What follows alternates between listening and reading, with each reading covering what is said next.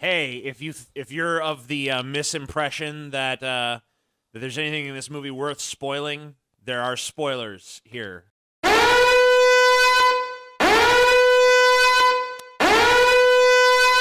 There's no way that we're not going to sit here for an hour and a half and goof on this movie, and to do that, we're going to have to quote in quote spoil things for you. But I got to be honest with you. If such a thing can happen with this, I got to movie. be honest with you. They're like, you know, Who wants to I know open people this are. up?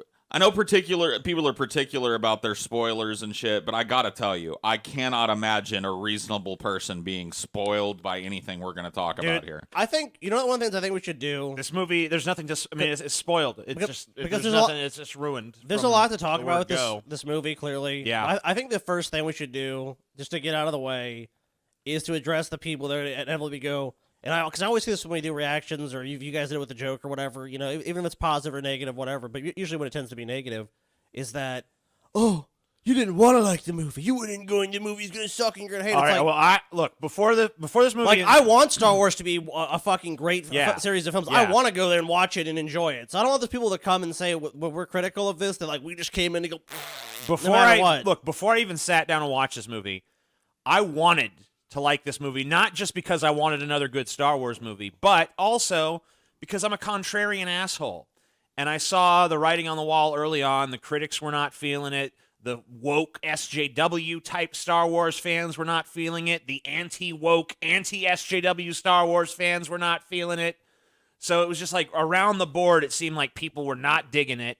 So I was like, man, I would love to go into this movie and be like, you know what? Fuck all y'all. It's actually pretty good. I mean, I'm a contrarian too. I can't bring myself to do it because it's so fucking bad. I was not driven by my sense of contrarianism going in last night. I really, to the best of my fucking ability. Now, I'll be honest with you. I knew I was going to hate this movie.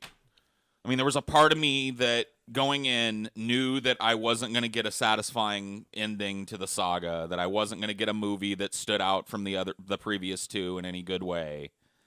But I was open-minded to it. My mind, literally, when it started, it went into this mode where it's like, okay, give me, come on, I'm willing to set aside my disbelief. Win me over. Give it to me. And this movie never did. It just never did. Did you feel like I felt like occasionally, like maybe like 5 or 6 times during the movie, I would feel myself just start to get sucked in a little bit? Yes. And it was like, okay, this is actually promising. This might actually be something kind of cool.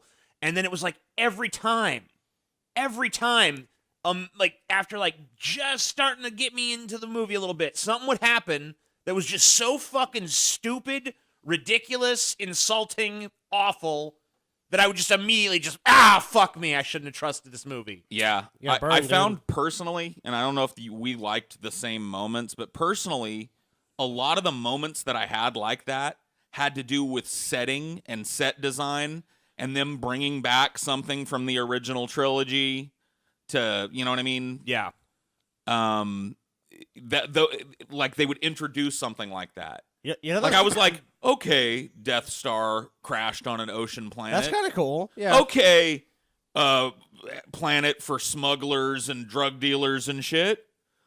Okay, desert planet.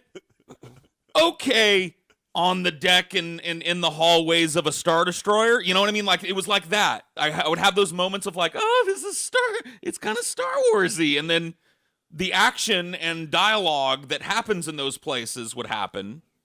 And immediately all that magic was gone in favor of just focusing on characters. I've been given no reason to care about any of the people that you see on the screen here in this poster. Yeah. So I want to say, and I've long been a defender of this trilogy, not in a general sense, not that it's good, but a defender in the sense that I've always said, you know, at least I do think they're better than the prequels. And I have to take it back. I really do, because as bad as the prequels are, and I still think they're awful movies, I still think their vision is totally wrong. I still think the execution of that vision was terrible. But God damn it, at least there was a coherent fucking vision from start to finish in the fucking prequels. At least George Lucas knew what he wanted to do and did it in 3 movies. and it has a sense of continuity and overarching narrative. The pacing This of thing is a fucking mess. The pacing of these 3 movies is just, it's so erratic. None of the puzzle pieces fit together. You know, it's kind of like you're trying to put a puzzle together, and it's like you're missing pieces, and they don't fit, and you're just trying to make things work. And Well, let me ask you That's how guys it this. felt. Let me ask you guys this. Go ahead. One of the most important things for me in any movie, not just a Star Wars movie, any movie I'm watching, is I really like the show don't tell principle. Oh God, yeah. I love when something is like expository information is given to me, but not through direct dialogue between 2 characters. I by agree. showing how a person lives, by showing how they interact with other people, I make inferences. I allow that Is there a moment of that in this movie? No, I'm going to tell you what. I said this to Galen last night when we were talking about it, because I was texting back and forth with Galen because he's refusing to see it wisely, in my opinion. Yeah, I mean, I would told never him- encourage anybody to see it. I told him there's so little visual storytelling in this movie that it might as well be an audiobook. And not a good audiobook, like a fucking Brett Keane audiobook or some shit. Like, it is awful. There's not a second. Every fucking plot detail is handled not by showing you, but by explaining to you. Through dialogue between usually 2 characters. Yeah, through Having a bad back and- dialogue where characters are basically breaking the fourth wall almost to just convey information to the audience, where they're saying things that don't even make sense in the scene just to convey the information in a haphazard, slapdash way to the people sitting in the theater watching it. And what an unoriginal plot, you know, and the plot devices of you need the dagger, you need the wayfinder, you need this object, you need this shiny object, and you need to get this shiny object to get this shiny object. It's It like, just oh, fed God, the come on. ADHD kind of feeling that this movie had Oh, about yeah. ever allowing you to get comfortable in a scene or to establish a connection with one of the, quite frankly, beautifully designed locales in Let the me movie. ask you a question related to that, Paul. Okay. Have you seen a mainstream blockbuster movie with worse pacing than this fucking No. movie? I mean, it's. I wrote on Twitter last night my review of this film, which is one word: lazy, and that's, to me, the ultimate fucking sign of laziness. Lazy script writing, lazy directing, lazy editing, lazy conceptualization. Just it permeates every aspect of this movie. There are moments in this movie that could have been better, and I know I'm not some kind of fucking cinematic genius. If they would have shown something rather than told me about it, if they would have lingered a little longer on one of these planets or given some backstory to it or some context to it that made me connect with it. If, it's just the endless litany of if they'd done this and if they'd done this. So to me, that's a sign of just lazy ass slapdash. Let's just convey a bunch of fucking information through dialogue and throw a bunch of spectacle action scenes at people. Well, the thing about the original Star Wars trilogy, it's you have all these memorable characters, and it's not, the story doesn't get in the way of the characters in the sense that, you're not focused on, the background and this, the special effects and all that are good. And what you're saying is the spectacle is there with this, but the characters are not. The characters were so underdeveloped. There's no, you don't care about them. You just like Rey is paper thin. Her entire arc becomes her tragic background and what's the mystery of what's Rey, who are Rey's parents. That's all her arc ever ends up being. And you don't but and she's the main character. To talk about paper thin characters, though, if we look here at this fucking poster, you'll see one that kind of intrigued me when I saw this poster before I saw the movie. It's like a bounty hunter looking chick. Yeah. You see her with the 2 guns over there on the right? Looks kind of cool design wise. I was like, oh, new bounty hunter, cool. It's not. It's literally just a friend of Poe's who exists. I don't even know why she exists. To give him that fucking little thing. I'll tell you why she exists. Toys. Yeah. To sell toys of her. Because literally she does nothing. She gives him that chip to get on the ship. That's you could all it is. You could have excised her from the plot, and all they would have had to do was find that fucking chip somewhere else. Yep. It was another thing in this movie. Just get shiny object to get into place. Right. That's all it was. And this And movie it does it so many times. Shiny object to get into place, and not committing to decisions. Like Paul, remember we were talking about last night in front of the theater how the Chewbacca scene, where there's the Chewbacca death fake out, where it's all Yeah. like Kylo Ren and Rey are battling with force powers. Like, I'm gonna hold the transport ship. No, I'm gonna hold the transport ship. And then Rey has a little bit of the dark side come out of her and blows up the transport ship. And it's like, Chewbacca, no! Yeah, she thinks she kills Chewie, and then the way that they explain Chewie not being dead is, oh, he was put on another transport ship that never shows in any of the fucking scenes that we can see. They're out on a desert, so I don't know where it was or how Chewie got into it. Well, you know what my theory is they did that, and the test audience, whoever, was like, that's a horrible decision, so then it was just shoddily, oh, well, you know what, never mind. It was the one time in the movie when I was like, whoa, that's actually kind of ballsy. Like, Chewbacca's dead. They had her lose control of her power and kill fucking Chewie on accident. They don't even let it linger either. Right. But I mean, it's like the next scene after Chewbacca blows up. It's like, oh, he's alive. Don't worry. It's like Chewbacca being led around in a fucking Imperial Star Destroyer. I know, dude. And you're right. You're like, what? Yeah, they don't even keep the fake out going long enough for it to have impact. So why'd they even do it? Well, the initial thing of it is impactful. You're like, Chewbacca's fucking dead. Like, not Chewbacca. That, like, Rey, the hero of the movie, accidentally fucking kills Chewbacca in a moment of like, I mean, wouldn't that make her? I mean, it was like the first time I was like, whoa.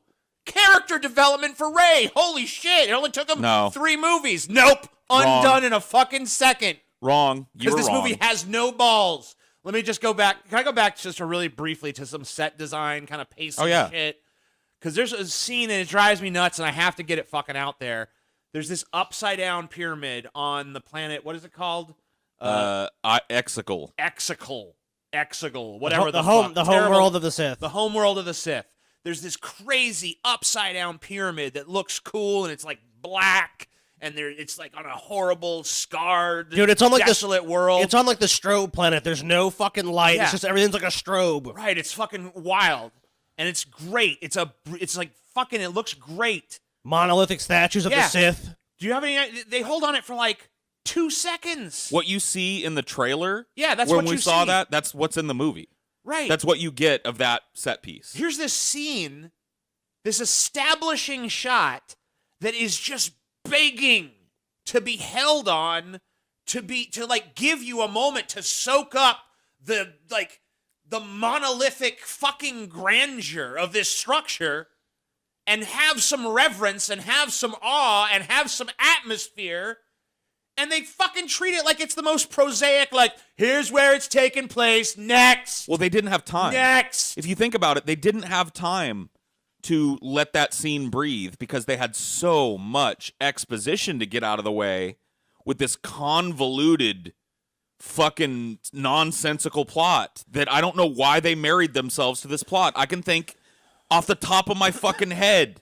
Because better ways to wrap this up that wouldn't have been as convoluted. Because Rian Johnson, who they hired to do not the Force Awakens, The Last Jedi, fucking fumbled so badly with that movie that the studio was like, well, how can we kind of salvage this? Like, they clearly did not want to use Rose in this movie. The studio just felt pressure to do that because I don't think they wanted to get the PC backlash. Dude, the fact that they are she's even on this poster is a joke. Rose has been pretty much fucking excised like a tumor out of this film.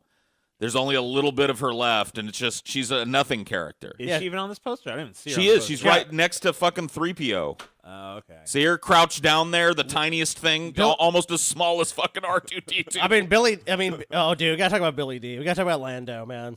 Billy D. Williams should retire. I love him as Lando Calrissian in the original trilogy. He's great. He's got that bravado. He's got that just like that charm.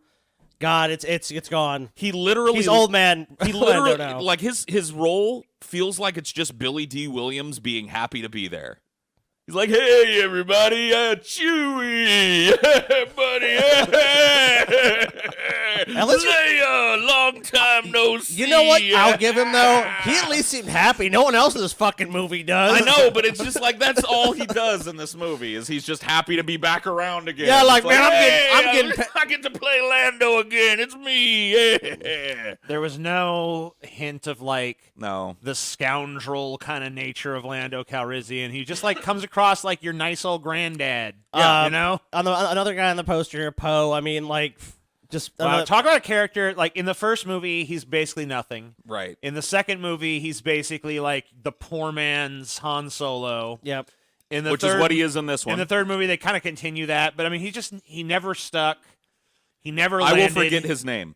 In But, about yeah. 2 weeks, I will refer to him as the cut rate Han Solo from the fucking. Yeah, I mean, look, until I saw this sequels. movie, I didn't remember that his name was Poe. Someone even said, I was like, I remembered Finn, I remembered Rey, but I couldn't even remember that dude's name. I couldn't remember it was Poe. Yeah, I will forget So his by name. the time, in a few weeks, I'll be in the same boat as you, where I won't even remember his name. And was what, Poe and what again. about the scene? Oh god, dude! So remember the chase on the desert planet where it's like they do the horrible. They can fly.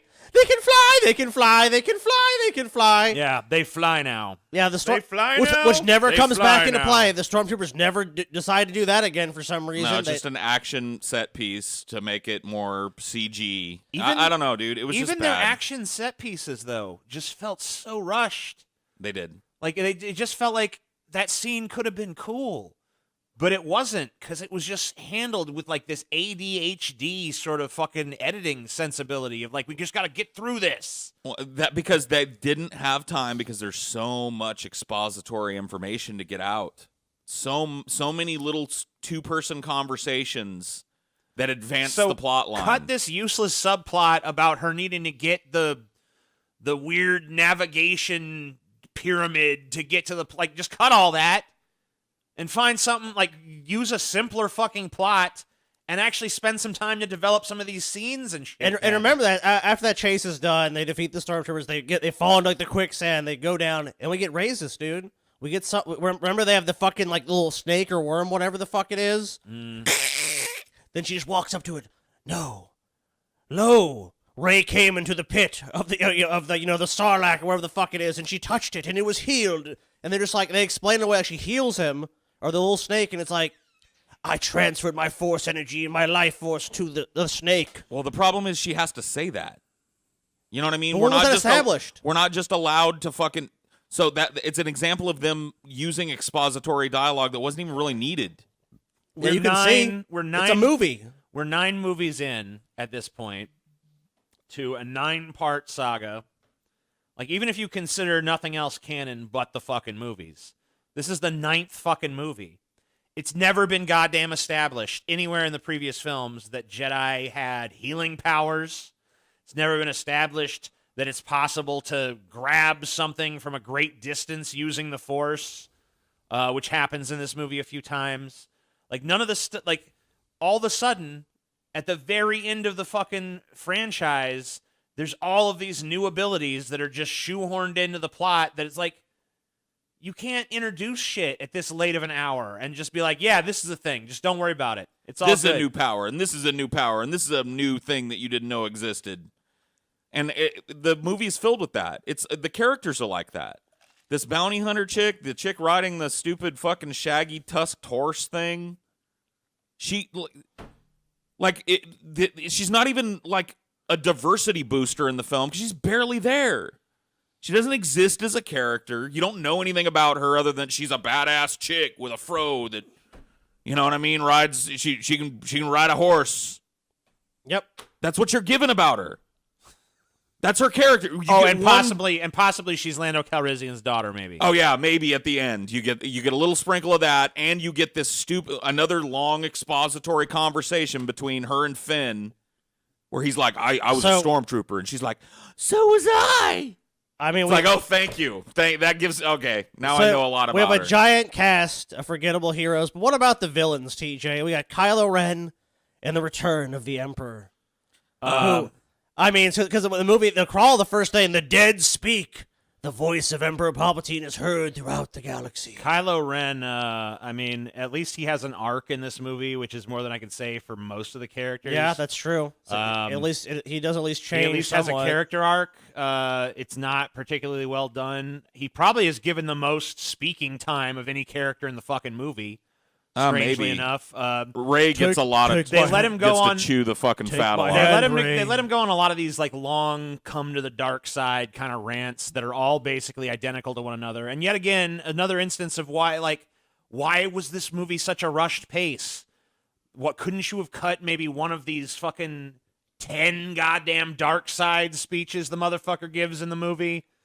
You know, I mean, he does it, and they're basically copy-paste versions of one another. I can't remember a single good line from any of them. What do you think of the Emperor's Return?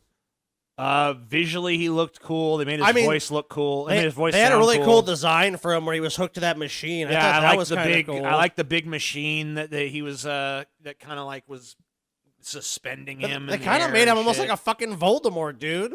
Yeah, he definitely was giving off some strong ass Voldemort vibes. And Sauron too, because like remember when they finally end up defeating him? I know it's kind of jumping around, but it's like all the other Sith just kind of get like Sauron, where they're just as soon as you kill the fucking head, they're all just they're dead. I thought that I've always enjoyed Ian McDermott's interpretation of the character throughout the fucking movies, even in the prequels, where I thought the direction was bad. I thought he was good.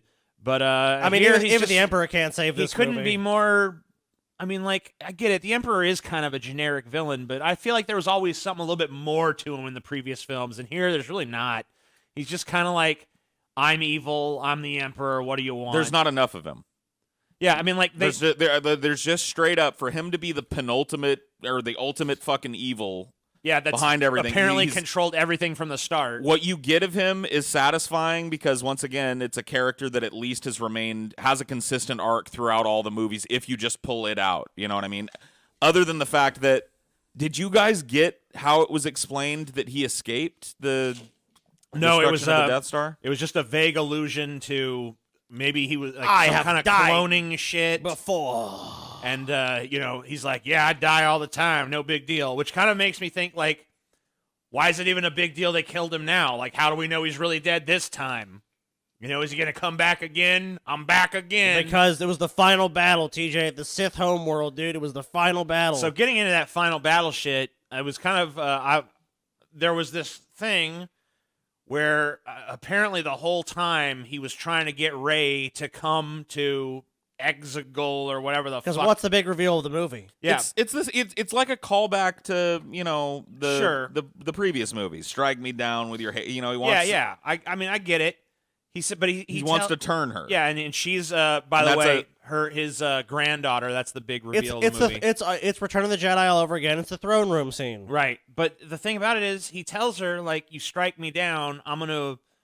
My soul and the soul of every other Sith is going to, like, invade your body, and you're going to be the new Empress Palpatine of the galaxy. And, that's the whole conceit is like, whoa, what's she going to do now? She can't strike him down because then he wins. But if she doesn't do anything, then he still wins. Well, then everyone in the rebellion fighting against the Empire is going to die. Yeah, so then 10 minutes later, she strikes him down, and nothing happens. So what changed? Well, I don't get it. There was never any explanation of like that doesn't apply now. Well, we didn't mention that the big reveal of the movie is that she is Rey Palpatine. Oh! Palpatine's granddaughter. It was super heavily telegraphed. I knew it way before they fucking exposed it. Just the Force lightning use alone in the early part of the movie. Is just like, I mean, it's like, okay, she's related to Palpatine. That's the secret name that, whatever. Okay. Right, and then they made a big deal of her not having a last name, so like, okay. Who's she connected to, and it just, like, they really tell you pretty early in the movie what it is, and it's just used as another plot device that doesn't really go anywhere. Right, and there's not, I mean, like, there's no point. I mean, basically, the only thing is to make it her temptation by the dark side more like, oh, okay. Because there's no actual familial relationship between them. There's no, what like, temptation? Yeah, there's no like, oh, you're my grandfather. He doesn't even try to Revenge play of the that Sith? card, really. They're at the little space opera thing, like, have you heard the tale of Darth Plagueis? You know what I mean? Where was that fucking smooth-talking motherfucker but there's to a try relationship, to, like, seduce you into something? There's a relationship between Anakin Skywalker and Senator Palpatine over the movie. So it's like there's actually a connection between those characters. It's not just like, you are now in front of me in the throne room, strike me down or your friends die. It's like... Also, could you explain to me his plan again here? Like, he tells her when she gets there, like, I never wanted to kill you. It was always my plan to bring you here. Well, wouldn't there have been like a million better ways to do that than to send your goons to go kill her? Because they nearly succeeded on several occasions. If they want that to happen in The Force Awakens, she should have been like hearing those voices and never told anyone, like, Rey, come to us, Rey. There should have been some fucking thing established of like the Emperor is talking to Rey. Well, that's one. That's the problem is that there was this movie. Everything that this movie culminates in could have worked if it'd been set up in the 2 previous films. Exactly. But it wasn't. It wasn't. J.J. Abrams started a story. Ryan Johnson shit on that story. And J.J. Abrams tried to fucking slapdash haphazardly put some kind That's what I said. of resolution together. It's a puzzle. And it's awful. And then, the puzzle pieces they do don't not fit. Yeah, I mean, there's not enough time. Like, there's this one brief moment where Rey gets to see the Sith version of herself. Which was cool, by the way. Right. And I was like, Except the Gollum moment where she goes... Yeah, when she gets the like sharp... That was stupid. But Yeah, that's another example of this movie taking a scene that I'm like, okay, and then being like, whap! It's like, oh, shame on you for liking this for a second, because we're going to shit on it. Yeah, let's add this ridiculous fucking embellishment to the movie that's the worst totally special unnecessary. effect of the movie, by the way. Yeah, it's pretty bad. Rey becomes but, Gollum briefly. You know, if we had actually gotten a taste of Rey falling to the dark side for a little while and then having an arc back out of it, it would have been a way more elegant way of telling this story. It would have felt less like a car crash because it just, like, every scene seemed to dead end in another block of exposition, explaining away something that I wanted to be shown.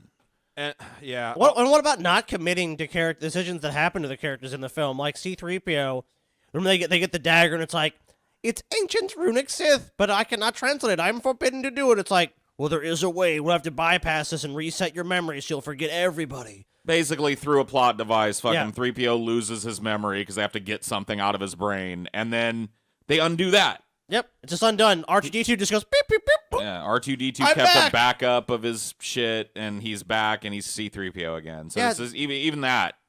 There's no they don't commit to anything. It's like if there's no consequences for that decision, then the fucking 30 minutes we spend in the movie on it means nothing.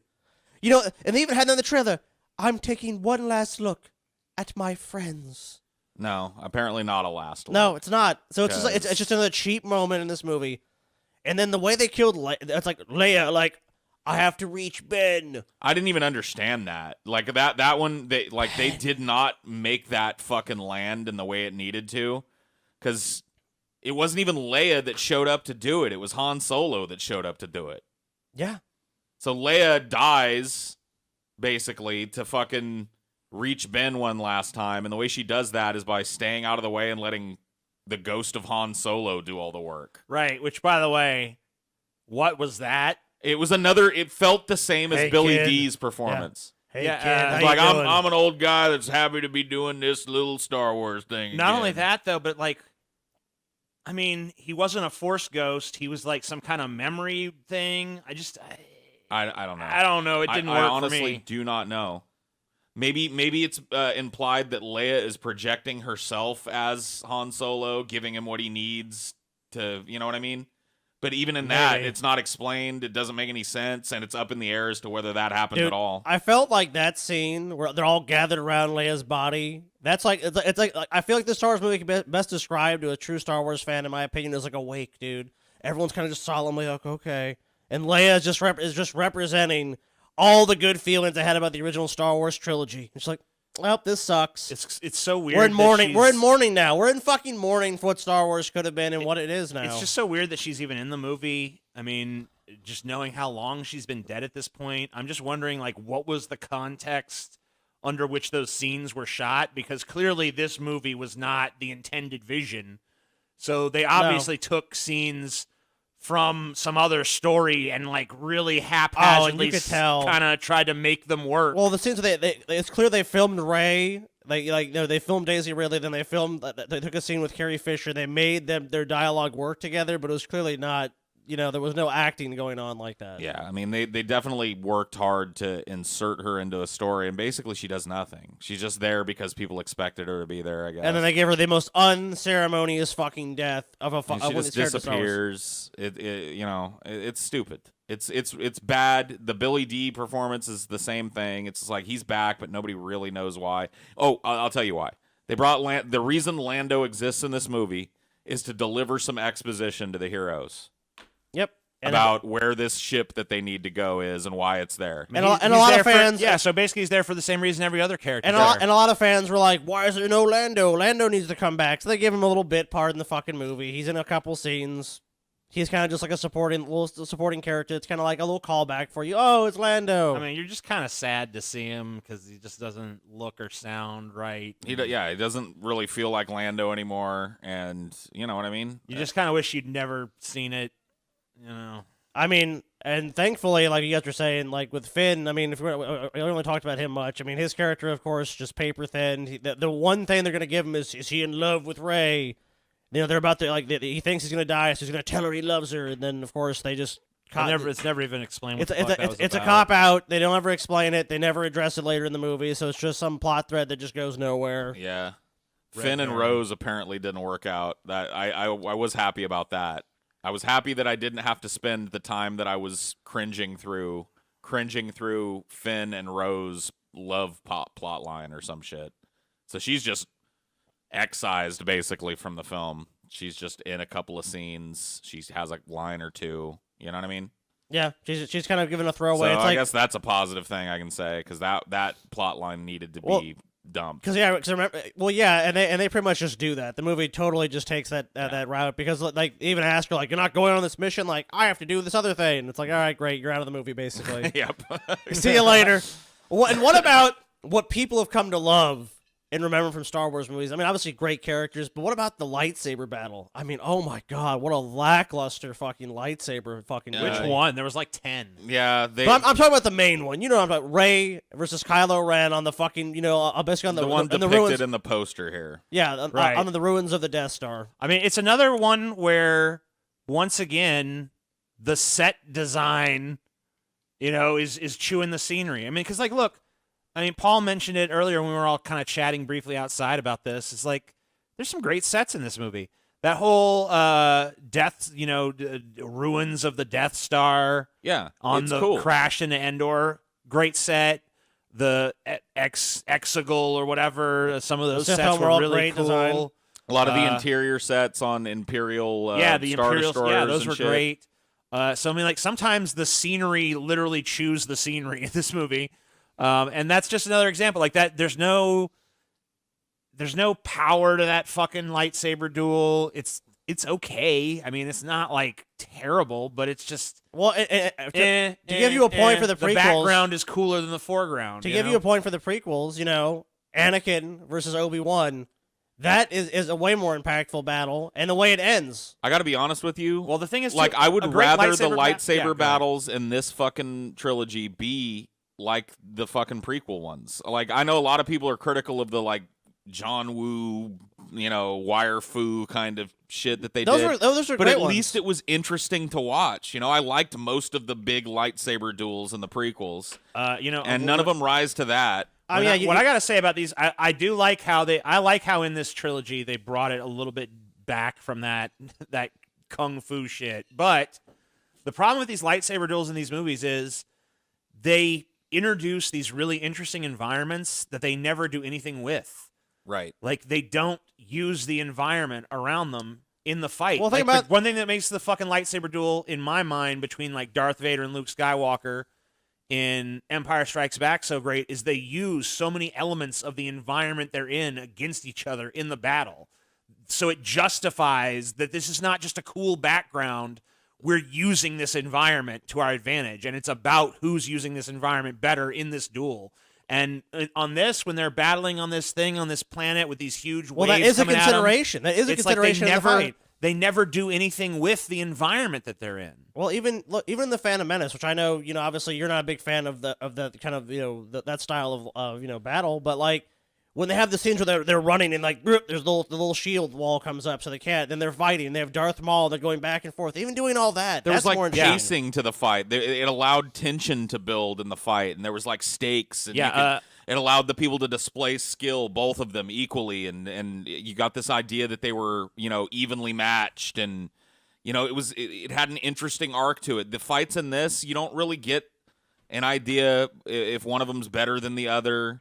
You don't ever, get an idea that they really have different styles of fighting. They just kind of You don't feel the same intent. shit. Just kind You of don't feel. bash swords against each You other. don't feel the intensity. You just don't fucking feel it. It's not there. It's just like they're going back and forth, going through the motions. Like you're right. It's not that like they're not that doing the thing where So they're the both whole- right next to each other. Like they're Yeah. fucking like you don't feel that like the passion. Like I Look, want to kill you. The whole problem I had with some of the prequel lightsaber duels is they felt so choreographed that it lost that visceralness.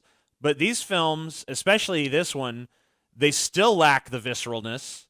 So I'd have to agree with you that I'd rather they just did go the fucking crazy karate route, because at least that had some style to it. This is just like they bash their lightsabers against each other until one of them loses. And there's nothing to it. Yeah. There's no creative use of the it's a environment. cop-out. There's no, like you said, unique styles being used. It's a cop out win too. Rey doesn't really even win Yeah. because basically Leia intercedes and then Kylo Ren goes drops his fucking lightsaber and she stabs him. Right. I mean, and then she heals him with her brand new healing so powers yet they again, established 10 not minutes ago. committing to what the decision they made is. It's like, okay, Kylo Ren's dead, or he's gravely Nope.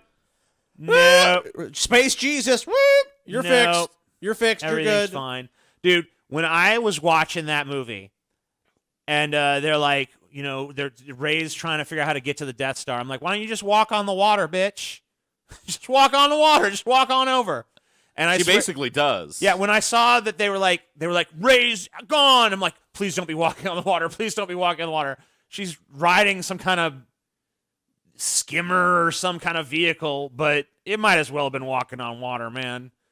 She's just fucking she's space Jesus. She can do anything. We're told in the scene directly before she disappears and gets on the skimmer to go across the impassable ocean that it's impassable.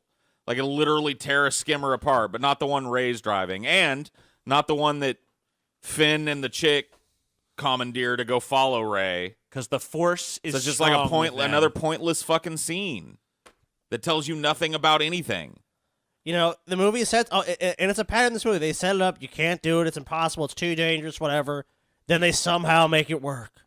Oh, we can't land on the Imperial fighter and survive. Oh, somehow we did it. Oh, and we hacked in, and now we're going to blow up the command center. Oh, we did it. It's just... So, in fairness to that was an element of the original trilogy as well, with, the odds of successfully navigating this asteroid field or whatever the fuck crazy odds. But you know what? They sold that.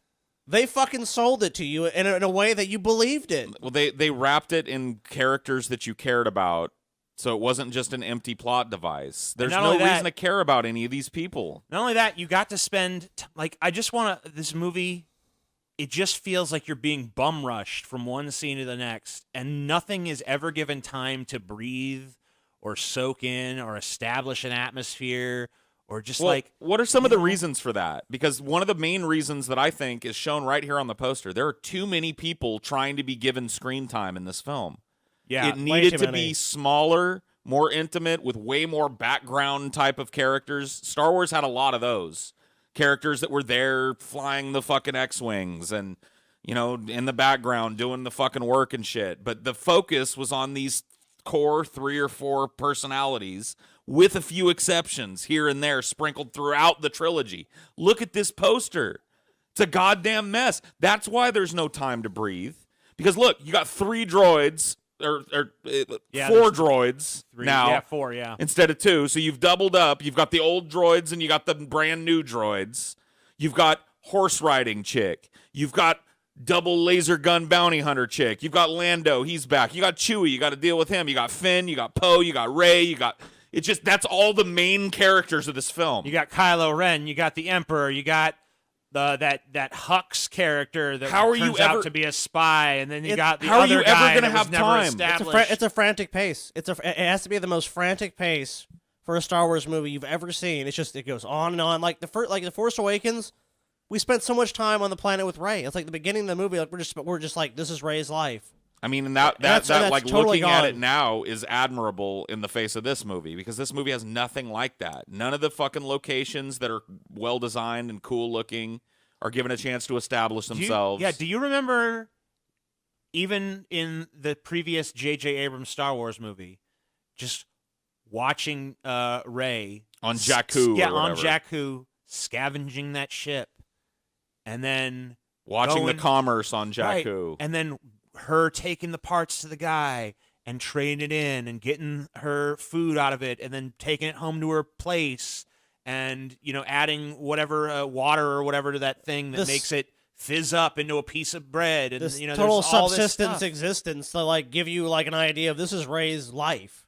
This is what this character is dealing with. In this movie, it's like and it was shown to us, and it was allowed to sink in, and it was allowed to be like we got to spend time doing that.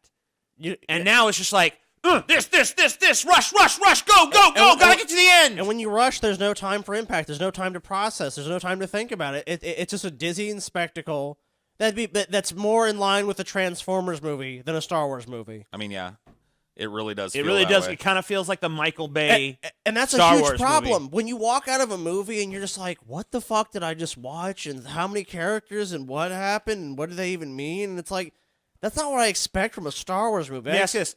What's the theme of this movie? Right. Exactly. There isn't one. The most shoehorned thing I can think of is just that this is Rey bringing balance to the Force. Bad versus good. Yeah, Yeah, I mean that's it's about as it's that's about as- something. it's something it's on that level of just like It cartoon. harkens shit. back to Episode 1, which is that the prophecy. That, Samuel, the one will rise to bring balance to the Force, and at the end it even shows it with the yellow lightsaber, like Rey has brought balance to the Force. How though? Exactly. How and what is the implication of that? what does that mean? And how did she do that? And What does it mean how now? come for it that? how come it wasn't brought to the Force the last time you killed Palpatine? Like, did Luke bring balance to the Force? Apparently not. Because Palpatine didn't die. Oh, because he was alive the whole time. Right. Obviously. No, the Sith were not actually defeated. Now it's positing that the Sith are actually gone. This is it. The Sith so are if the done. Sith are gone, how is that balance? If now it's just like the light side wins and the dark side is forever Well, banished. I'm assuming the Jedi are done too. I'm assuming that just means that the Force is like now in line, so neither are necessary. I don't know. Maybe it's not really explored. And don't you love how it takes one last shit on the original trilogy by taking us to Tatooine? Yeah, and recreating that iconic opening shot of Star Wars with Rey taking the Skywalker name, which one of the people we saw it with was Stevie, his family friend, Joe, who was just like, bullshit, she's a Palpatine. It's just Dude, like, no. I wish Rey would have just dropped her pants and just shit all over the fucking. She should have just Because that's what taken the a fucking massive movie diuretic shit. fucking did to me. It's like you're going back to Tatooine. You're gonna go back where all this fucking amazing fucking franchise started, and just taking one last. If you're gonna just figuratively do it, just go literally and just have the character just shit over everything, burn the fucking place to the ground, and call it a fucking day. I feel like, when you talk about how Ryan Johnson, to some extent, can be blamed for some of this movie. Nah. Because Nope. he did paint J.J. Abrams into a couple corners, but the way it's an J.J. Abrams excuse. tried to get out of it was so bad. And look, I honestly believe Oh no, it's a failure that on J.J. Abrams' part. I think an apology. I feel like I owe an apology to Ryan Johnson because, I mean, at least your movie, as much as I didn't like it and thought that there was this crazy, needless subplot, and I think that you subverted all the wrong expectations and shit. Like, at least you had a theme and tried to do something interesting with the story, and you didn't fucking throw 3,000 pounds of pig shit exposition into my ears. Like, at least there was, like, kind of like a theme of, like, maybe this dark side, light side shit isn't really how the universe works. Maybe there should be some here's the grace thing. area. How the fuck? Maybe we don't need to fucking hold up heroes based on lineage, and that a hero can come from any part of, class of life. Doesn't have to be some great fucking, mythical figure to make a difference. Like, there was at least that going on for it. Now, does that work for a Star Wars movie? In my opinion, no. But at least it's something, goddammit. But how- This movie is nothing. It's less than nothing. It pisses me off. Sorry, go ahead. No, you're good. You're good. How the fuck can Disney, the same company that managed, 25, 30 fucking Marvel storylines that culminate with, the Infinity Gauntlet saga, how can they manage all of those, have a cohesive story that in the end makes sense, has impactful characters, impactful deaths, well-established characters, character arcs? I mean, all that in 3 Star Wars movies, they can't even manage that. Let me tell you something. So, I mean, Catholic- Disney as a studio had no fucking cohesive vision. So, yeah, Ryan Johnson can't be fully blamed. I do blame, to some extent, I would say like 2 to 3% of the blame for how bad this movie is, I would put on Ryan Johnson. 15% or so I'd put on J.J. Abrams, maybe 20.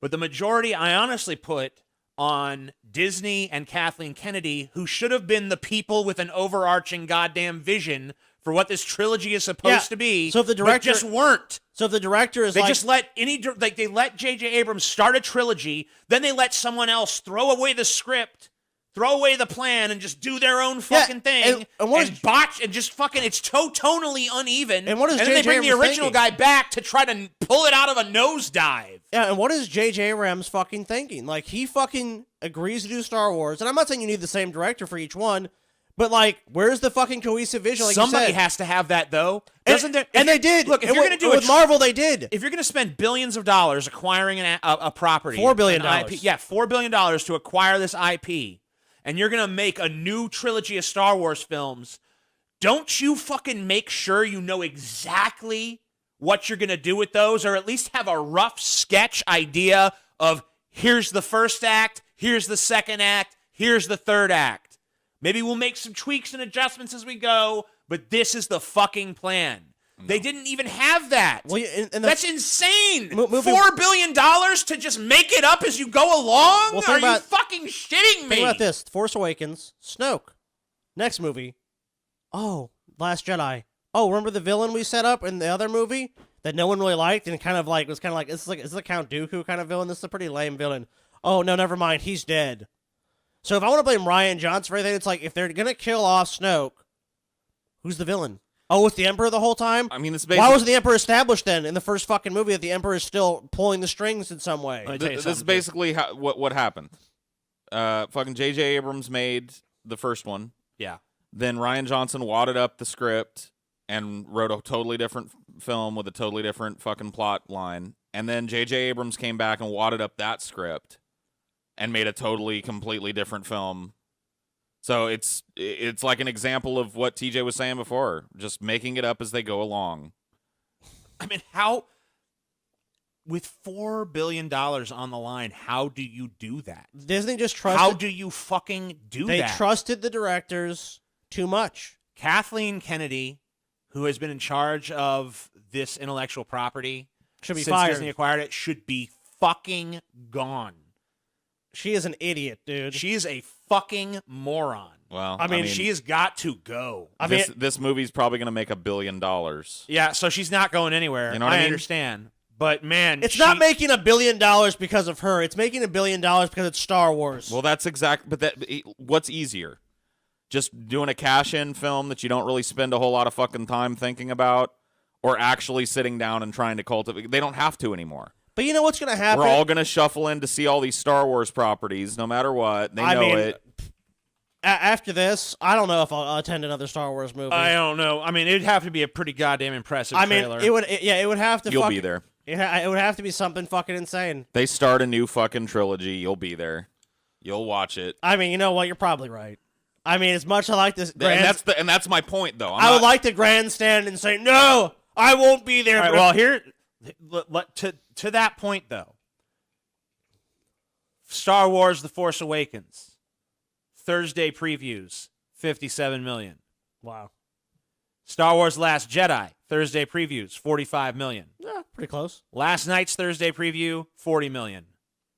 So it's in fucking decline with each successive movie. Less people are showing up to the fucking big opening night. I was surprised. So that does show that interest. Dude, I was surprised. They're still fucking easily going to make money hand over fist. The theater we were at was not fucking full. It was not. That was a surprise to me, honestly. Like when I saw that, like obviously it was closer to the screen. That theater was about 60 to 70% full. Yeah, it wasn't even full up behind us. There were big blocks of 2 or 3 seats. When I saw The Force Awakens, there was a fucking line out the fucking door of the mall. We went to like the mall in Columbus. I forget the name of the mall, but we had to wait outside in fucking 30-degree weather to fucking get in, to be let in, to wait in the line, to then get into the fucking theater, which you had to have your ticket and reserve seat.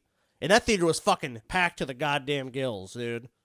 Yeah, This I one- mean, I don't know if around here we is the went- biggest bastion of Star Wars fanatics. We It's went- probably crazy at some places, but where we're at, Yeah, I mean, look, when we saw, I've seen previous Star Wars films in this state. People in Louisiana And it was full. love Star Wars as much as anybody anywhere else. But, I mean, like, look, we went and saw The Joker. That wasn't even opening night. no. We all went and saw The Joker together, probably like, what, 2 or 3 days into its run or something like that, or the next day, or something like that. Well, It you was- and Paul went, yeah. Yeah, it was packed. Yeah, it was packed. It was jam-packed. It was packed to the gills. There wasn't an empty seat in the fucking house for that movie. For this movie, there was plenty of empty seats. I mean, and that should be disconcerting to the people making this movie more than anything. I mean, yeah, I agree with you, Paul. It'll go on to make $1 billion, and it'll still be a financial success because it's Star Wars, and kids will want to see it. And maybe at the end of the day, it's the casual people that's all they want. They just want the casual moviegoer to tune in and go, "It's Star Wars, yeah, it's the big fucking spectacle movie," and Disney's content with that. And if they can make that $1 billion every time they churn out one of these dog turds, They're gonna do it. they're gonna fucking do it. Because you know what? And we're not even thinking about the reality of what these franchises are. It's a merchandise franchise, and it's always been since Lucas had that vision, and he said, "You know what? Instead of that, give me the merchandising rights to it." From when he made his deal with Fox. This is a multi-billion-dollar because you can sell kids the fucking bed sheets, you can sell them the posters on the wall, you can sell them all the fucking toys, the BB-8 toy that rolls around. That's what this is really about more than anything. Fake lightsabers. Yeah. and Ooh, look at this. Yeah, but you action know what? figures To sell and- those action figures, I mean, like, it's so... But if you're a fucking kid, it's just so reliant at this point on what the series has previously accomplished. yeah. But if you're a dumb little fucking kid, TJ, Yeah. this is a fucking masterpiece, probably. But you know what? There's so many things that have been marketed. Like, when we were kids, there were shows that we watched that were just basically toy Garbage. sales pitches, like Yeah. Teenage Mutant Ninja Turtles. Yeah, it's a You toy. know, It's But not for every one of those shows that captured the kids' imagination and sold the fucking toys, there was about 1 million attempts that didn't sell jack shit for toys because they just didn't connect. You still have to have that authentic human fucking connection to sell that merch. You have to get people to give a fuck about the characters to sell the fucking merchandise. Now, Star Wars, it's got something built in, but this does not help. These films do not help the fucking brand. They I don't fucking know. hurt it. I mean, at the end of the day, financially, I don't know. I don't know if you're right. The I- fucking I would like to say Look, like I look, like to say that you're think right. about- but I don't listen, know. No. Listen, from the fucking Force Awakens worldwide box office $2 billion. Yeah. Fucking Rise of not Rise of Skywalker, we don't know that yet, but Last Jedi 1.3 billion.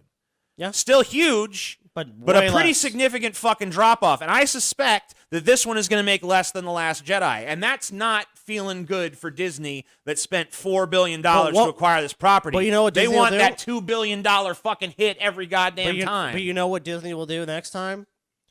They'll go, oh, okay, well, now there's a new saga, a new trilogy to Of come course out. they will. Disney has already said that they're not doing this saga shit anymore. They're going to do standalone shit that if it's popular, they can make a sequel to it, but if it's not, they don't have to. So that's their I'm new Star Wars skepti- strategy. I mean, maybe that's true, and maybe that's a better way to go about it. I don't know though. There might be a period of that, but I can almost fucking guarantee. some I point you may feel not like- live to fucking see it, but at some point they're gonna be like a new saga. Dun dun dun dun dun dun. 'Cause right- Episode 10. Well, because you know what, they're smart because they're going to realize like, look, let's give it like 10 years or something. It was always meant to be a 12-part series. And I mean, a lot of times with these movies, and especially with these kind of franchise movies, time does nothing but give people more nostalgia. Like the kids that are growing up with these movies. Now, obviously, we're looking at the lens of people that grew up with the original Star Wars movies. Right. So, like Whereas to people, us, people who grew up with the prequels are way more likely defenders to defend of that, those. and the same thing with this. So you think that the kids who grew up with this are going to be way more likely to defend these movies? Oh yeah, And then they're going to make 100%. some new fucking trilogy that's probably going to be Because awful. And then there's- the kids who grew up with this because there's something that are going to override- defend this as being way better than Everyone- the next fucking trilogy. Everyone that's a big consumer of like this kind of pop culture, kind of I love fucking sci-fi, I love this and that. There's something in their brain there's a nostalgia button that can override whether something's good or not. Oh, you know, yeah. it's like you're just like, because you have a feeling, you have such a strong emotional connection. Well, that's to how this. they've got us. They've got the kids on the fact that it's filled with these colorful characters that shoot Yeah. lasers.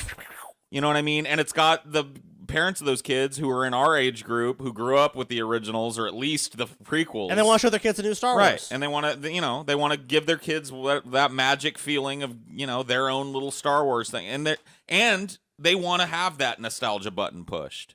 Oh yeah, Dude, So that's say- why they've got a continuous loop of money making here. I gotta say this: when I went and saw The Force Awakens and that Star Wars, well, I should go back to the Phantom Menace, because when I went and saw the Phantom Menace in theaters and the That was Star crazy. Wars thing appeared The and crawl, you see the yeah. crawl and all that, it's like, wow, it was such a surge of emotion. Yeah. And then with each successive film, it's gotten less and less and less Impactful. to where this one, I was just like, dude. I don't even feel anything anymore for this. When I saw When they were doing Yeah. the end scene where they were supposed to be this big touching moment where all the Jedi from the past movies had a little thing where she looks at the stars and they all talk to her and stuff. I'm just like, I hope all those motherfuckers are roasting in Jedi hell right now. I don't give a fuck. I hope Yoda is fucking getting a corn cob shoved up his ass. I hope Qui-Gon Jinn is getting ear raped.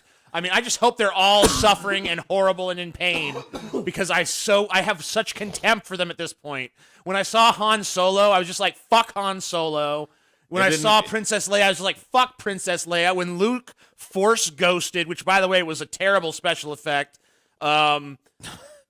I was just like, man, fuck you too, Luke. Get lost. when I was fuck all these characters I used to love. I don't even want this Star Wars shit anymore. It's just pain for me now. Dude, I remember. It's broken my heart too many times. I don't even want to look at it. I remember when I was 11, dude, and we went to see the Phantom Menace. I was just like, and that crawl came up, man. It was like, oh my god, we get a fucking Star Wars movie now. It's like It's our Star Wars. we get a fucking Star Wars movie. Yes, yes, yes. And you're right. By the time this one happens, you get the boom, da da da. You get the fucking theme playing. You get the crawl, the dead speak and stuff. You're just like, the fuck is this? Well, I remember going to see the Phantom Menace, and people literally broke out into a standing ovation when the Lucasfilms logo came up. Right. Can you blame It was them? that crazy. I mean, it was At- people because at were that point we didn't screaming in know. the theater when Lucasfilms came up on the screen. You know what I mean? Because it was like a dream come true. And- because we've been raised on the tales of the prequels. This theater was just silent during all of that. There was a few people who at the end who clapped. Yeah, there were like 3 or 4 people in the theater that clapped. There was a couple of, at least one dude that was guffawing at every horrible joke. Did you Dude. hear him? Yeah, I No. did. Like 3PO would make some horrible joke, and there was one dude. You know what I mean? It's So, like, are I you a didn't hear plant? that guy. I would like to talk about the crowd of the theater we saw. Okay, so dude, Oh, if Scotty's you going thought- to get mean. The sweaties. if you guys thought we're a bunch of fat fucks, dude, we look like svelte, like Dude. Greek gods, like Adonis. There was a guy. Dude. Let me just say this: there was a guy that went through that theater that even if I was at it my was weight, Jabba there? if I was considered, Whoa, whoa, listen, whoa, hey, so listen, low. Scotty, listen. If I was considered skinny, like if my body type was considered skinny, this dude would still be hugely fat. Yeah. He was like, he was blubbergumptious. oh my No, god. I briefly whispered to you guys what actually I saw occur. So basically, this like really fat woman comes down to like, I need to speak to a manager. I need to speak to a manager. And I'm like, I'm gonna hang around here for a minute and see what this is about because I'm just a little nosy fuck. Me and my son, our chairs are broken. These chairs will not recline. Then I looked at them, I was sort of like, oh my god, no wonder the chair wouldn't fucking recline. Like they're like, oh, maybe we can reaccommodate you and move you to another spot. There are people so fat, 'cause we were the ones with the reclining chairs, that they literally broke the recliners, dude. Nice. They broke the. I don't even know how the fuck you break a, like.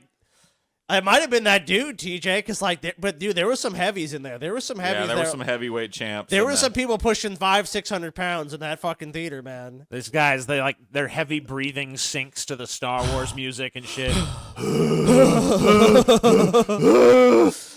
So that kind of felt nice. Your self-esteem kind of went up, being in the theater. I was like, man, I'm a little fat. Then you see that, be like, man, I'm skinny. Fuck, dude, I'm doing good. You know, I'm I doing well said on my- something to TJ about that. I was like, dude, I'm such a terrible because that dude walked by us. He was in our row. Yeah, that's true. Yeah. And I was like, I'm such a bad fat person because like I see a dude like that and I'm like, what a fat fuck. You know what I mean? And I'm a fat fuck too. Dude, the sweat, less fat. the sweaties were out in full force. Oh, yeah, dude. they were. I mean, it was only about 60, 70%. We had that full. uncomfortable moment right after the movie too, where we're all kind of congregating in front of the theater, and that old lady was like, "Did y'all like it?" We're like, all of us were like, "No, not really." She was like, "I liked it better than the previous two, though," and I was like, Oh, dude, it was so awkward. We're trying All right. not to shit all over it because we're like, yeah, you know, it's a movie, it's a film, you know, things happened in it. I don't know why people always seem to find some reason to excuse the final part of the shitty Star Wars trilogy. You know what I mean? Because they did the same thing with Revenge of the Sith, where they're like, "Well, Revenge of the Sith isn't so bad," you know. And I feel like they're gonna do the same thing with this. Well, Rise of Skywalker, You know, cool stuff. With a lot of these things, It didn't. it's I mean, the- well, no, that's not true. It did, but blink and you'll miss them. So it's the law of diminishing returns, which, you know, within some franchises, like I said, the Avengers, you know, I don't think it was the law of diminishing returns. With this one, it clearly was. The first one's the best one. The second one is, this is getting worse. And then by the time we hit this one, even Rotten Tomatoes, even looking at the critical consensus, is pretty much just like, it's just a frenetically. you know, you guys are poorly gonna get paced it, film. dude. They may be saying they're not doing another saga, but at some point you're gonna be sitting in a fucking movie theater and see a trailer. the legend returns. It's gonna be a black screen, and it's gonna be like, with the passage of time, sometimes a new balance must arise. A new saga for a new generation. You know it's gonna happen. Oh, I know. So And my dumb ass will be right there opening night to go, this movie sucks. This movie sucks. I think one of the So things. let me ask you guys. Sorry. Go ahead. Paul. I was just gonna say one of the reasons I know I'll come back and watch that if it happens is because I feel like there's promise in the concept beyond all the nostalgia. There I is- see what has been established in these movies as something that could make a really fucking Look. cool movie. As much as like I said, I don't really have, like, at least These right films have now, I'm promise. really pissed at Star Wars. But, you know, I mean, I'm watching the show The Mandalorian on Disney Plus and shit, and I like that show. Go back to making. So there's really, I mean, obviously there's something in the Star Wars universe that's going to keep me coming back, even though I've hated more shit from it than I've liked at this point, which is a sad fucking Dude, state of go affairs. back to the fucking characters, man. Go back and make interesting characters and focus on them and make it more intimate and really have a focus. So let me on ask you guys something like this: that. like, I want to talk. Speaking of characters, can we talk about Rey as a protagonist throughout these films for a second? No, we can't. You know why? Because there's nothing there, you Right. know? There's I'm dead serious. I have nothing to say about Rey. What could you? Well, I mean, like, let me ask you this: what could be done? I mean, all right, what's my budget? Can I just retcon the whole fucking thing? I found Ray, guys. Yeah. Found Ray. No, yeah, I just want to know, like, Here's Ray. You like her? what kind of character attributes could she have been hypothetically given to make her a character? A real struggle. Like a real genuine struggle in her between her evil impulses and good impulse. If you're going to stick with the same storyline that she's Palpatine's granddaughter. Right. I mean, I'm Then they assuming could have stick with established- it. Where's her soul being torn apart? A by genuine, let her do some bad shit. Let her have something to atone for. Give her flaws. Like that, really. Honestly, like that is one of the problems with Rey as I see her is that she's not a flawed character. I mean, everyone called it. And- She's a Mary Sue. And flawed characters are interesting characters. Does she ever have any real struggle No. throughout any of these fucking movies? Not really. Not one that's sold by any kind of character development. Like, she's crying at certain points in this last film, and I'm like, why? Over what? Yeah, everything's gonna work out for you. It always does. What's the best? Is there Like I said, there's no temptation. They don't work the familial angle with the Emperor. Like, and that's something that should have been established. And though maybe very subtly in The Force Awakens, and then turn up the fucking heat in The Last Jedi, and then have it culminate here. I mean, going into these movies, I wanted my expectations defied, Yes. and they weren't As you even should. met. Like, I didn't even get my expectations met, much less defied by any of the characters that were developed in this series. Finn is another one. It's like, I don't give a fuck about Finn. And that's sad because I think he had the most interesting backstory and intro Yeah, he did. in the original film. The stormtrooper. They could have done something with Finn, but Finn is just basically the other half of Han Solo now. Han Solo has been split into two characters. One is Finn, and one is Poe, and that's and what he are is now. interesting, yeah. Yeah, they're just interchangeable. They even banter with one another like each other. They're almost indistinguishable from one another in terms of their tone. And one is black. all right, That's about it. I do want to also point out that Kylo Ren, this arc, as much as I do think he has the most like the defined arc throughout these fucking movies, this whole thing with him and his strong admiration of his grandfather, Darth Vader, Anakin Skywalker, that never really culminates in anything. Yeah, what does that mean? It never amounts to anything. It never comes to any sort of resolution. He's just the poor man's Darth Vader, dude. I mean, how about this? Instead of him talking to his father, who I understand that to an extent, why don't you fucking bring fucking Anakin Skywalker's Force Ghost to fucking tell him the real deal about, like, look, I fucked with that dark side shit. I went down that path, and here's why it's fucked up and wrong. Yeah. Because that's the character that could most teach him that fucking lesson. And I understand maybe not wanting to bring Hayden Christensen back, but whatever. It would have been a better character for that moment, Yeah, honestly. have him look at that fucking helmet. Because And that's the have a character moment. he's always admired. Like, give him the real skinny on it. Give him the real skinny on what the fuck happened in that moment and why the dark side is not a good path.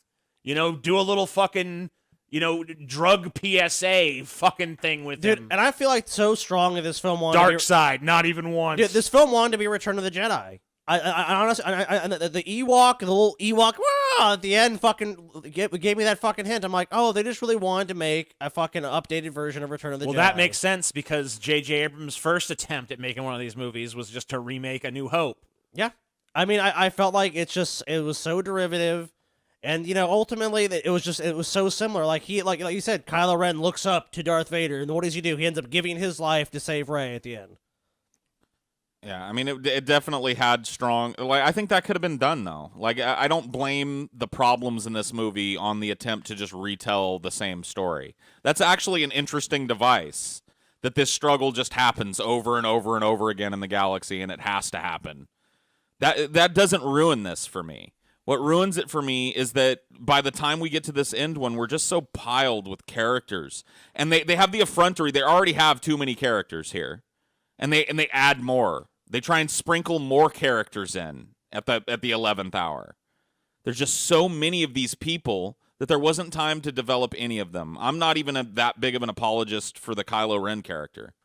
I think that maybe I think more positively about him because he's given a little bit more fucking care.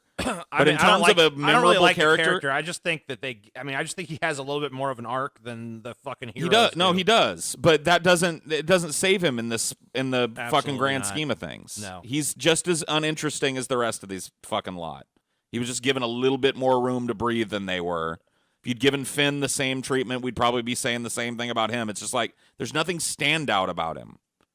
And that's true of everything in this movie.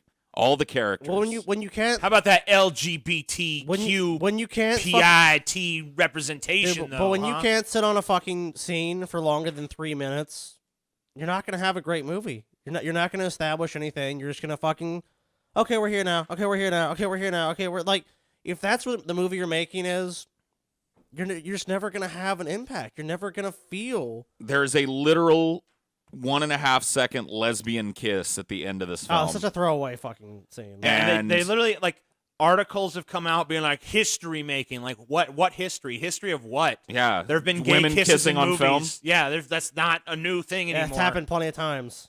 and it's literally a second and a half. And it's literally been cut out of the versions of the movies Right. released in China and the Middle East and other places where it would be offensive. It takes place between two characters that are not even there. They're not even named. They're not characters that are presented in any way that's memorable. No. They're just people that you've seen hanging around in a couple of scenes, and at the end, there's a 1.5 second kiss that, like TJ said, can easily be excised from the Arabic version of this film and the fucking Chinese version of this film.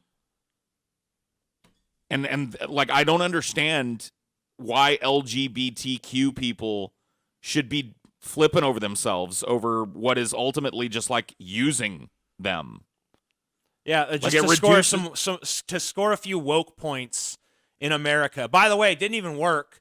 The SJWs on Twitter that I've seen have seen right through it, and they're just like, "This is a Good. fucking insult." Well, you know what, dude? It's Good ridiculous. on them. Fuck you. We're not gonna fucking. We're supposed to piss our pants in glee over this. It just 'cause you showed a reduces- 2-second kiss. It reduces lesbian or bisexual women to just kissing. That's what it is. They smooch each other. How about Finn and Poe fucking kiss at the end of the movie and realize like we're the same fucking character anyway. We might Yeah. as well fucking make out. They go to the fucking Millennium Falcon. You see the Falcon rocking, dude. Yeah. Boom, boom, boom, boom. They gave off gay vibes to a lot of people anyway. Fucking Yeah, have let them them kiss. let them have fuck. Let them have everything, dude. They just defeated the Empire. Fuck. Yeah. I mean, come on. Little victory bone. How about Fuck. Poe getting cucked over and over again by the new bounty hunter chick? Yeah, there you go. That would definitely, had strong Han Solo vibes there. Good looking out there. He literally like asked, "Can I kiss you?" She's like, "No." Nope. All right. Okay then. Bye. Then it kind of comes back at the end. He gives her a look, and she's like, "No." Again. Yeah, Wow. The fucking badass. I love you. That's I know. female empowerment right there, gentlemen. Yeah. At the expense of a character. At the expense of fucking, nothing. They just nothing ventured, nothing gained. It's just like, by the way, throw 2 lesbians kissing in there for like a second so we can claim we did some gay shit. People love that gay shit. You know how it is. It's just so crass, so empty, no actual character given, Could have turned out that after all this time, Chewbacca was gay or some shit. Yeah. C-3PO and fucking I would've liked R2-D2. that. Maybe they should have had a little romance. People have always speculated those two were fucking gay. Yeah, man. have like a fucking Beep, beep, beep, beep, beep, beep, beep. Have Yes, R- R2, I love you. have R2's little fucking articulating arm come out and plug into fucking 3PO's Yeah. crotch. My friend. Damn, dude. Is there anything else to say about it? No. Are we done here? Oh yeah, the conceit of them having horses riding on a fucking Star Oh Destroyer my was god! retarded. Every time I think we're done. No. So you know what? That was another one of those scenes for me where it was like, oh shit, they're landing on top of the Star Destroyer. This could be cool. And then they're riding their fucking horses on it, and I'm like, We're gonna no! ride. This is We're the gonna- Ewoks all over again. God damn it! What? No, Whoa, you don't beat the fucking what? Empire with fucking Ewoks. Remember, they're like- and you don't ride horses they're on like- a fucking Star Destroyer. God damn it! They're like, disable their speeders. They're like, They're not on speeders. Cut to them on fucking horseback or whatever space horse bullshit. Ugh. It was terrible. And It I'm was just really like, I'm like, bad. okay, if you're on this ship, what's your next order? Go like this.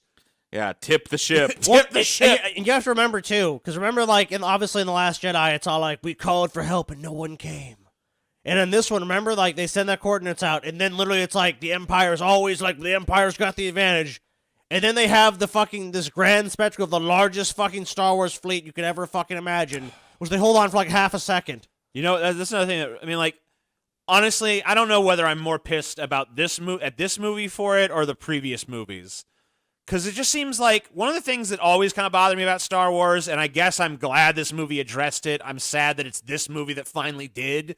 There's this horrible galactic empire that's like pure evil, and only like a ragtag group of teenagers is willing to fucking stand up to it in the entire fucking galaxy.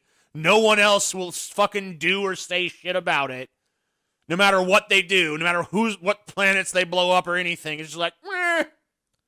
So this movie, finally, the galaxy gets up off its ass, Like, you know what? and fights for itself.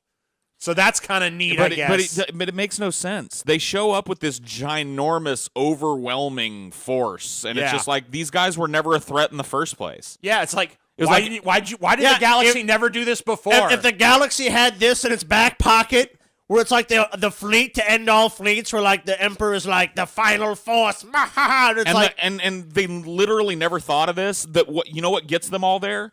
Lando and Chewie riding around in the Millennium Falcon, broadcasting like, "Hey, everybody, let's fight the fucking Empire." yeah, That's no what one ever that's- thought of that before? Like, why didn't you do that fucking 3 movies ago? If you had this overwhelming force, like in the first movies, the rebels were outclassed. Like you have this sense that the fucking, the Empire was, had them fucking outmanned and outgunned. In this movie, apparently they never did. No. They have a overwhelming force of ships show up to take down this overwhelming force of star destroyers. Yeah, it's a fucking slaughter, dude. At that point, it's just like, you know what we didn't mention? When the Emperor gets his powers back and he just disables the fleet, essentially. Which went nowhere. All right, so he shoots force lightning up at the entire fucking fleet in the looked sky. cool. Well, that was actually pretty cool. I was like, damn, he's using cool, but what did it do? Nothing. He disabled them for like It 2 froze seconds. time for exposition, is what it did. And here's another thing about it. So he's got these. The Emperor goes back to full power. He uses his force lightning to disable literally every ship in the fucking fleet that's opposing him. And then he turns his force powers on Rey and blasts at her, and she just blocks it with a lightsaber. So wait, it could disable the entire fleet of ships, but one lightsaber could take it down. And then But remember, TJ, he starts to overwhelm her. But all So the Jedi are with her, though. Then she gets her... Yeah, but if all the Jedi are with her, why couldn't she do something other than just, I have a lightsaber like anyone could have? Yeah. And then she has 2 lightsabers. That to me is a total... Ooh. And then doing the fucking recycling... We know she has force lightning. And Why didn't she use her lightning against his lightning? And- Like a big lightning battle happens. And fuck that, dude. Like, they just recycled... The Emperor's death is just a recycled thing they did from the prequels, where he's fighting Mace Windu, and it's like... And It was, you know what else it was recycled from? Was, like you said, the Voldemort thing. Yeah. Because he pretty much dies the same way Voldemort does. His own spell backfires against him, and he's like, ah! Yeah, I would like... Rey should have fucking actually defeated the Emperor. By the way, I fucking loved that sarcasm. I loved how when Kylo Ren goes to the globble planet of the Sith, there's just like a big fucking tank full of Snokes. Like, yeah, I just keep these lying around. Yeah. Snoke, that wasn't shit. Snoke I just ain't print nothing. Snokes. I print Snokes, motherfucker. Hey, look, do you want a Snoke? Buy one, get one free? You know, what the fuck is that? I got 6 Snokes running around the Got galaxy one right now, Snoke right causing there. havoc. Don't worry about that. I mean, so Snoke is made even lesser by the... God, dude. It's like you guys thought Snoke was something? Mm-mm. It was all... I fucking shit out Snokes. I print Snokes for a Oh, living, I man. want another Snoke? I got a Snoke Buy for you. one Snoke, get another Snoke free. Of equal or lesser value. It's like, come on, dude. I don't really know what else to say. I'm just traumatized. I'm disappointed. But I agree with you. I'm not gonna grandstand and say I'll never see another Star Wars movie because I probably will. No, I'll go and see the new fucking saga when it comes out, but I'm bored. I was just bored by this movie. It bored me. I couldn't even bring myself to write a review of this movie because I don't know. I was just bored by it. So. Oh, TJ, anything else you want to say? There probably is, but I mean, Yeah, as of right now, I don't know. I've been seething in my hatred of it. I couldn't sleep last night because I was just laying in bed hating this movie. Can't sleep. I mean, like, it's a painful fucking movie going experience. It just hurt me. I mean, like, it really fucking, it just felt like a gut punch. My expectations were low going in, but they were just like, it was so much worse than I ever could have fucking anticipated or imagined. I think it's easily the worst of these fucking movies. I mean, as you said, in your mind, it actually moves this trilogy to the worst. yeah, I mean, like, I still overall think that, like, movie for movie, the sequel movies have some better shit than the prequels, but, like, looking at it in an overarching trilogy sense, I think this trilogy is worse. But I mean, like, I feel like in terms of, like, the pain I feel watching this, the only thing I could even compare it to is either the Phantom Menace or the Star Wars Holiday Special, and I don't know which of the three is the worst, but they're all suck. on that level of just, they're like, all horrible. pure pain to watch. I did not like this movie. The things I do like about this movie were squandered in such an insulting way that they're actually detracting factors at that point. I could not recommend it to anyone. I know people are going to go see it anyway just because of the need for completion and the fact that they're already so invested in the Star Wars universe and stuff. But I couldn't recommend it to anybody. And I think if you can possibly find the strength within yourself to resist watching it, just don't. Fight the dark side, man. Don't see this movie. Just don't do it. Nah, go see it. All right, well, or go see it, which you probably will. You're not going to listen to us. You're going to go see it. Deep bad fight. Deep bad fight. Deep bad fight. Deep bad fight.